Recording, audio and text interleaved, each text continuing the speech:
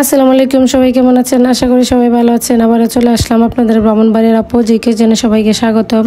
আমার নিজের হাতে তৈরি লাচ্ছা সেমাই দিয়ে আজকে সেমাই পিঠা বানাবো। দেখুন মজাদার সেমাই পিঠা সহজে কিভাবে বানানো যায়। এখানে হাত দিয়ে গুঁড়া করে নিলাম সেমাইগুলা, দেখুন। তারপর এখানে আমি একটি বাটিতে নিয়ে নিলাম 1 কাপ চিনি দিয়ে দিলাম। তারপর আমি এখানে 1 কাপ নারকেল কুড়ানো দিয়ে দিলাম। নারকেলটা একটু বেশি করে দিবেন, বেশি করে দিলে কিন্তু খেতে ভালো লাগে। এখানে 3 চামচ গুঁড়া দুধ দিয়ে দিলাম, দিয়ে ভালো করে হাত দিয়ে মিশিয়ে নিতে হবে। দেখুন শুকনো উপকরণগুলো কিন্তু ভালো করে মিশিয়ে নিলাম। তারপর আমি একটি ডিম দিয়ে দিলাম, ডিমটা দিয়ে ভালো করে হাত দিয়ে মেখে নেব।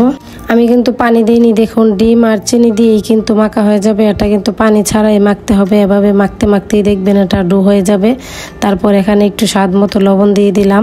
এখন কিন্তু মাখানো হয়ে গেছে। দেখুন এখন আমি হাত দিয়ে বানিয়ে নিব। এখানে একটি কাটার নিয়ে নিলাম। দেখুন কাটারটা দিয়ে বানালে কিন্তু সুন্দর হবে। এভাবেই কিন্তু বানাতে পারবেন। না থাকলে কিন্তু আপনারা অন্য কিছু দিয়েও বানাতে পারবেন, যে কোনো বয়মের মুখা দিয়ে বানাতে পারবেন।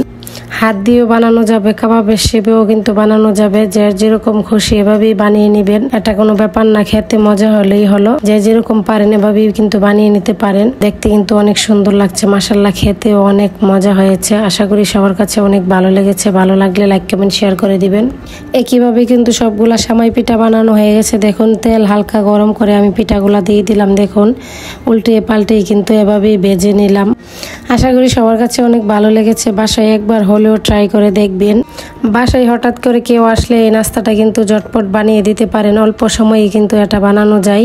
বাচ্চারাও কিন্তু অনেক পছন্দ করবে, খেতেও কিন্তু অনেক ভালো। এরকম মজার মজার রেসিপি দেখতে চাইলে আমার পেজ ফলো দিয়ে রাখুন। আর আমার ভিডিওটি দেখার জন্য সবাইকে অসংখ্য ধন্যবাদ। আজকের মতো এই পর্যন্ত। অন্য কোনো দিন অন্য রেসিপি নিয়ে চলে আসবো। এই পর্যন্ত সবাই ভালো থাকবেন। আল্লাহ হাফেজ।